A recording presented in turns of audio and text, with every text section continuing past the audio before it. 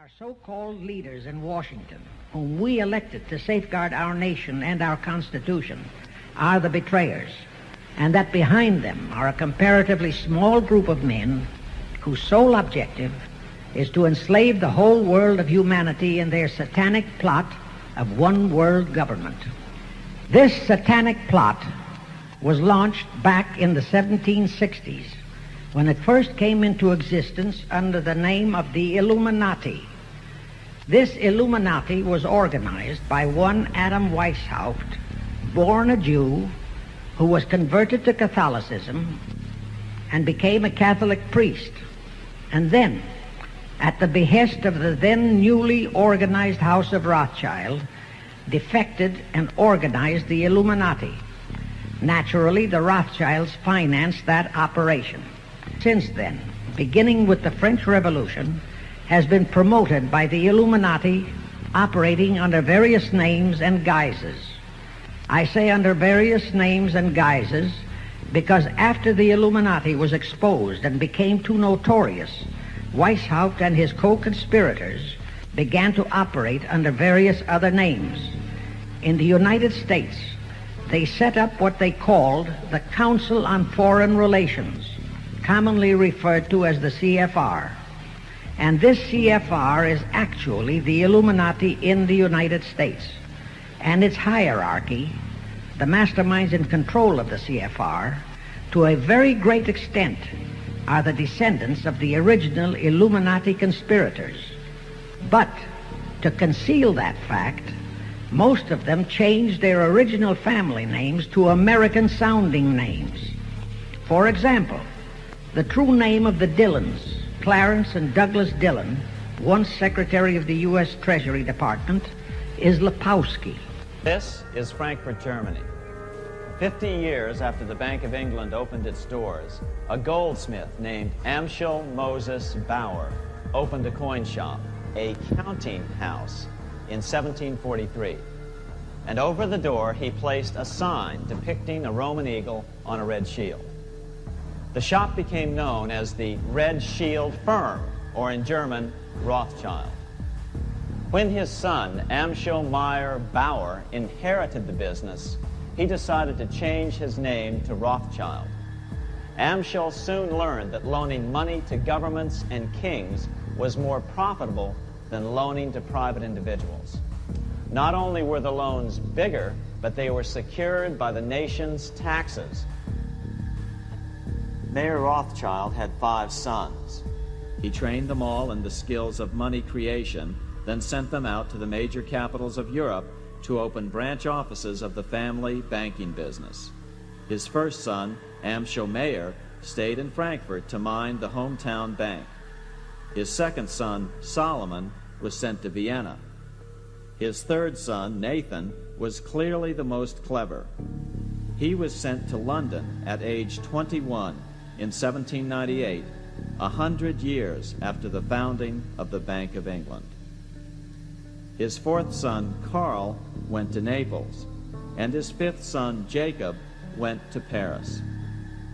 In 1785, Mayer Amschel moved his entire family to this larger house, a 5-story dwelling he shared with the Schiff family. This house was known as the Green Shield. The Rothschilds and the Schiffs would play a central role in the rest of European financial history and in that of the United States.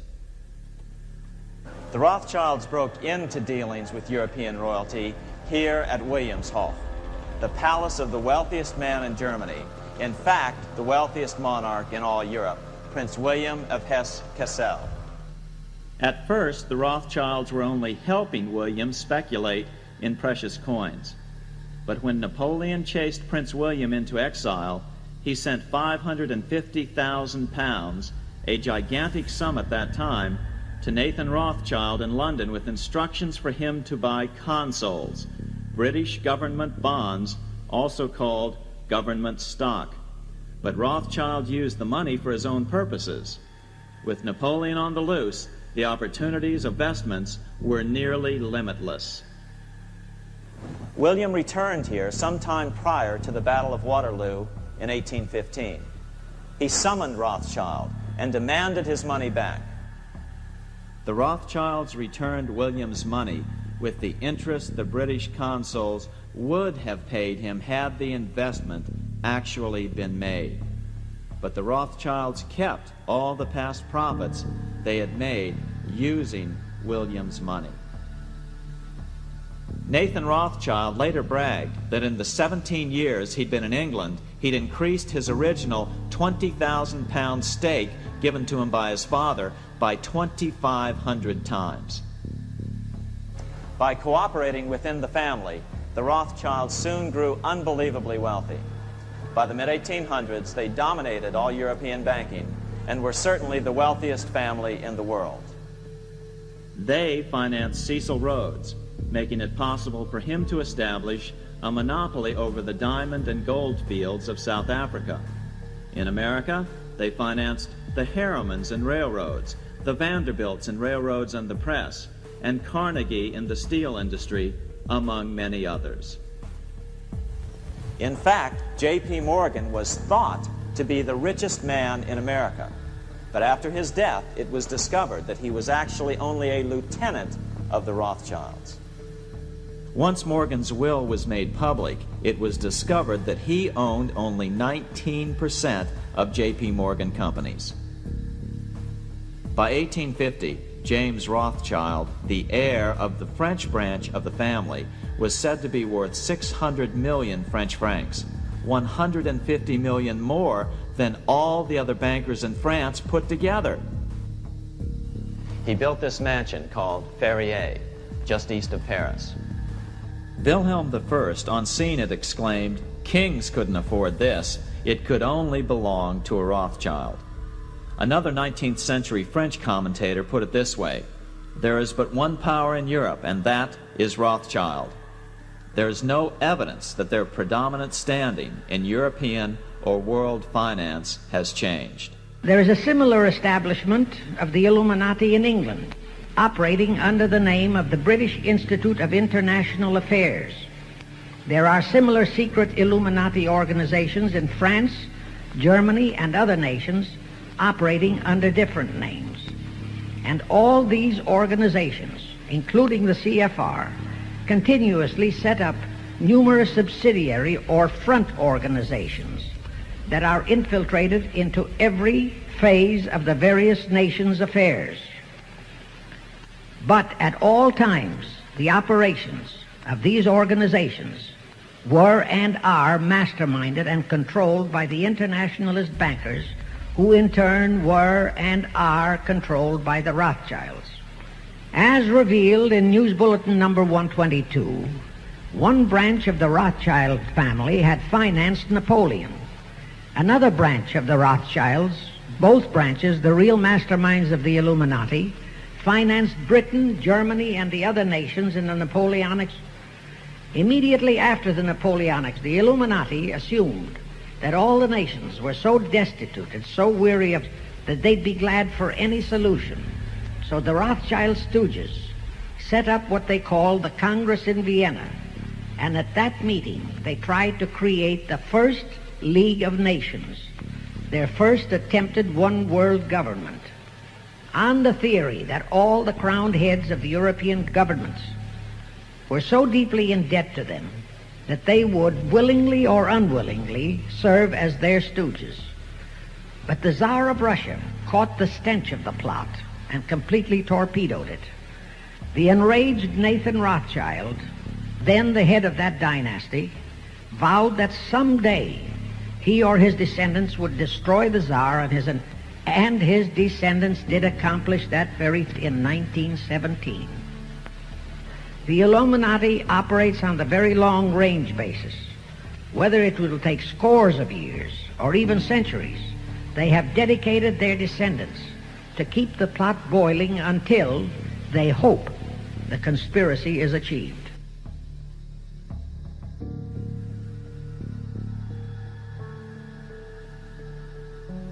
Number one, use monetary and bribery to obtain control of men already in high places in the various levels of all governments and other fields of endeavor. Once influential persons had fallen for the lies, deceits, and temptations of the Illuminati, they were to be held in bondage by application of political and other forms of blackmail, financial ruin, public exposure and to themselves and loved members of their families. Do you realize how many present top officials in our federal government in Washington are controlled in just that way by the CFR? Number 2, Illuminati on the faculties of colleges and universities were to cultivate students possessing exceptional mental ability, belonging to well-bred families with international leanings, and recommend them for special training in internationalism. Such training was to be provided by granting scholarships to those selected by the Illuminists. That gives you an idea what a Rhodes Scholarship means. It means indoctrination into accepting the idea that only a one-world government can put an end. That's how the United Nations was sold to the American people.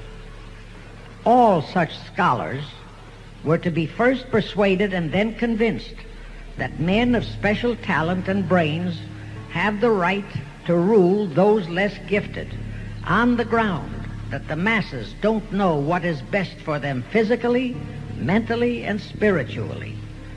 In addition to the Rhodes and similar scholarships, today there are 3 special Illuminati schools located in Gordonstown in Scotland, Salem in Germany, and Anavryta in Greece.